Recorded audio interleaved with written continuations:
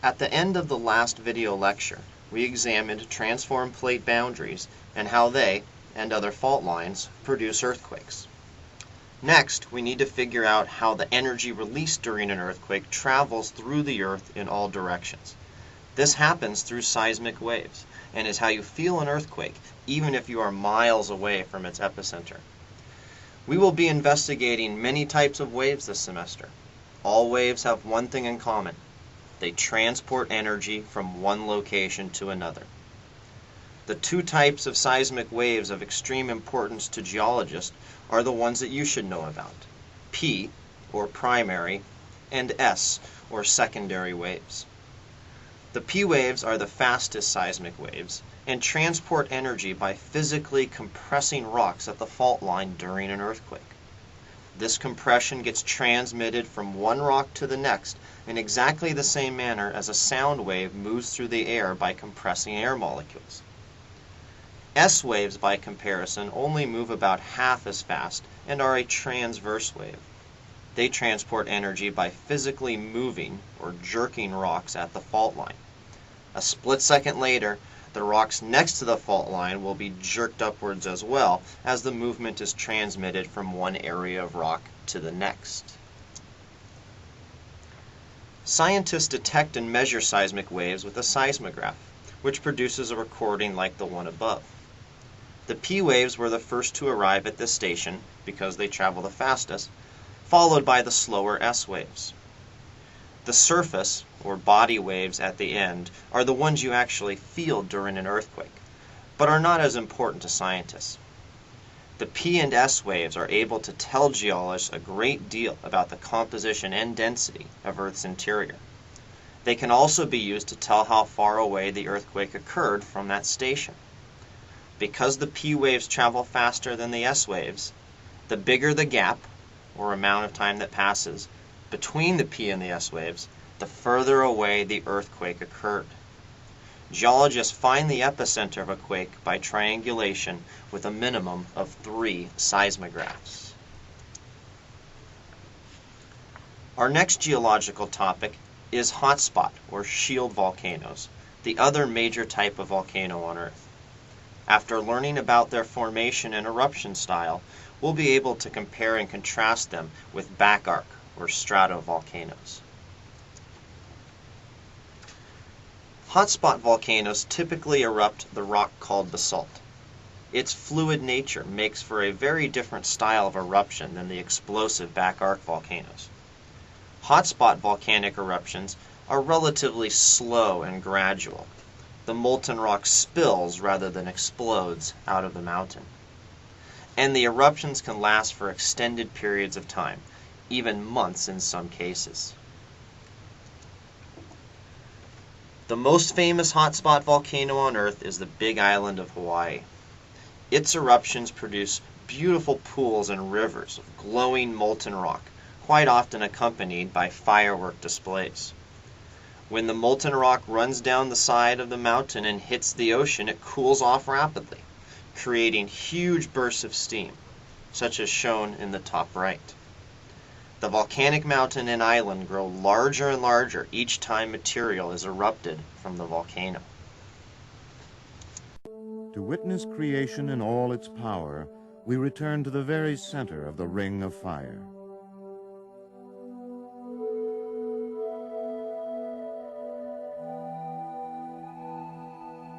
The volcanic island of Hawaii has been created in just a few million years.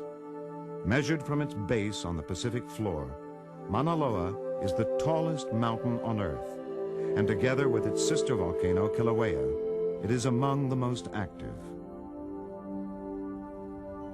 In 1984, Mauna Loa and Kilauea came to life in rare simultaneous eruptions. For 21 days and nights, Pele, the Hawaiian goddess of volcanoes, danced.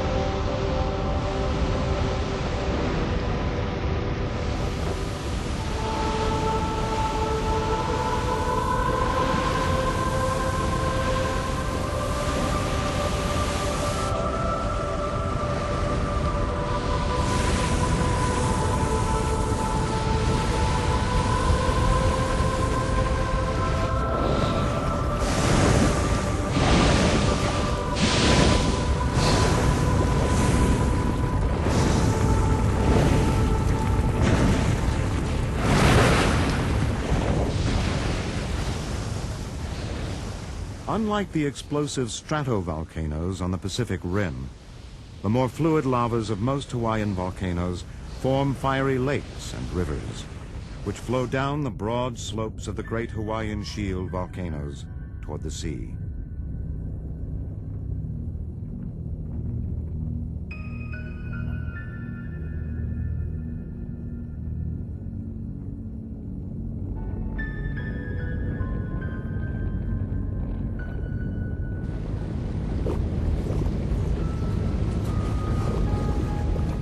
The Mauna Loa eruption ended, but Kilauea continued to erupt, and between the volcano and the sea lay the village of Kalapana.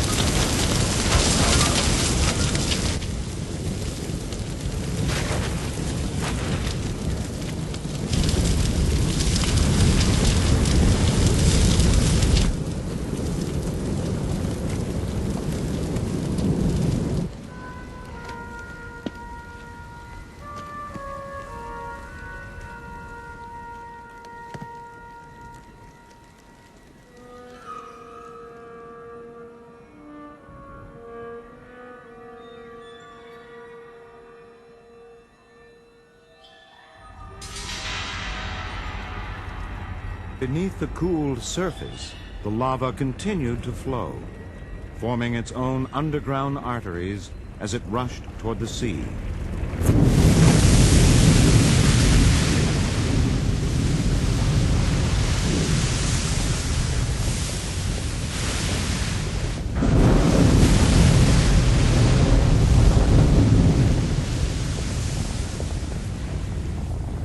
Where the lava flows into the ocean, the island grows.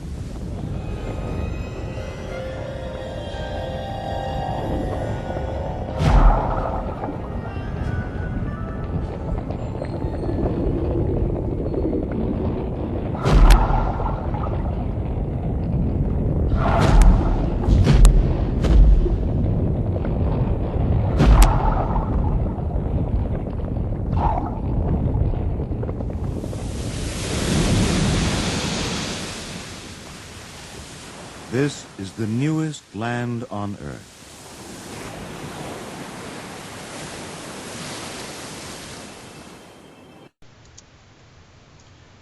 These hotspot volcanoes form over hotspots, plumes of molten rock rising upwards from deep in the mantle. This is similar to what happens at a mid-ocean ridge, but the hotspots are isolated plumes, while mid-ocean ridges are massive features extending for thousands of miles. The heat and pressure from the rising molten rock breaks through the crust above, and the molten rock erupts at a hotspot volcano. Numerous hotspots are found throughout the world.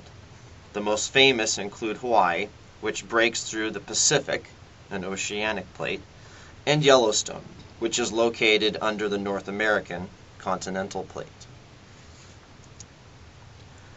In fact, all the geothermal activity at Yellowstone National Park is produced by the hot spot underneath. Groundwater comes into close contact with molten rock beneath the surface and gets heated up. Warming the water lowers its density, so it rises upward and erupts as a geyser or bubbles into a hot spring. The single most famous hotspot on Earth is Hawaii. For tens of millions of years, this hotspot has remained in more or less one location, but the Pacific plate above it is moving steadily to the northwest. As time goes on, the hotspot breaks through new locations on the Pacific plate and creates a chain of hotspot volcanoes. Right now, the hotspot is located under the Big Island, so that is where the active volcanoes are. But 1 million years ago, the Big Island did not exist. At that time, the hotspot was located under Maui, and it had active volcanoes. But Maui has since moved away from the hotspot, and its volcanoes are no longer active. Eventually, the big island will move away from the hotspot and its volcanoes will shut off as well. And in fact, the beginning of the next volcanic island in the chain has already appeared on the ocean floor. Next, we will briefly discuss continental margins. This is where oceanic crust is touching continental crust. If there is also a plate boundary between them, then it is referred to as an active continental margin. Active margins are found around the perimeter of the Pacific Ocean and include subduction zones, as well as the San Andreas Fault in California. These areas tend to have steeply sloping nearshore areas that drop off into deep ocean water quickly. As we will learn later in the semester, this deep water allows large amounts of wave energy to hit these shorelines. Active margins also exhibit lots of geological activity since they are at a plate boundary. If the oceanic and continental rocks simply touch one another, but there is not a plate boundary between them, you get a passive continental margin. These areas, found along the perimeter of the Atlantic Ocean, have a flat, shallow area which extends out into the ocean from the actual shoreline, called the continental shelf. At some points on the east coast of the United States, the shelf extends for hundreds of miles beyond the beach. We will learn later why this shallow area drains waves of their energy before they can hit these beaches. When the shelf finally ends and you begin to drop off into deeper water, that is called the continental slope. At the bottom of the slope, where you flatten out into the deep ocean, is the continental rise. This spot is important because it is where the oceanic and continental rocks actually touch. Therefore, it is the true geological edge of the continental plate. And because there is no plate boundary at a passive margin, these areas experience only minimal amounts of geological activity. The last geological topic we need to discuss is marine sediment, loose particles that fall through the ocean water and settle on the sea floor.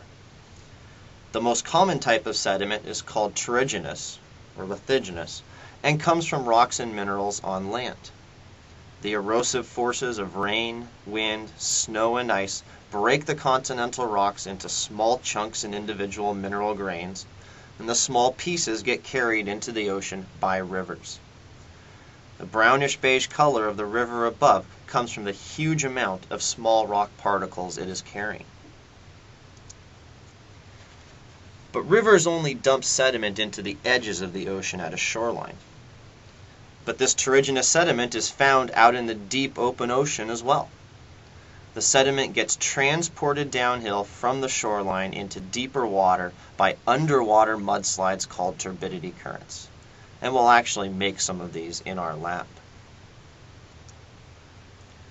The second most common type of marine sediment, called biogenous, is made by living organisms. It consists primarily of the shells of dead marine organisms that have sunk to the bottom of the ocean and built up into layer upon layer of biogenous sediment. Although the shells of large organisms, such as clams, mussels, and oysters, are part of this, most of the shells come from microscopic floating plankton, too small to be seen with the naked eye. These organisms, such as the radiolaria and diatoms in the scanning electron microscope images above, are incredibly abundant in the ocean, and their shells accumulate into massive layers of sedimentary rocks like limestone. The rarest type of marine sediment, called cosmogeneous, comes from outer space. When a meteorite hits the Earth and makes it through the atmosphere, chances are it's going to fall into the ocean, since, of course, the ocean covers 70% of the Earth's surface. Examining marine sediments tells geologists about the history of our planet. For example, this section of sediment taken off the ocean floor shows the time period when the dinosaurs went extinct. We now know they were killed off when a giant meteorite or comet collided with the Earth, threw up a huge amount of material into the sky that blocked the sun, and dramatically changed the Earth's climate. The evidence for this comes from cosmogeneous sediment like the one above. It shows the huge amount of burned, blackened, scorched material that was thrown up into the air by the impact, then slowly rained out of the atmosphere and fell into the ocean. This layer of sediment also contains large amounts of the element iridium, which is extremely rare on Earth, but is found in great abundance in outer space objects.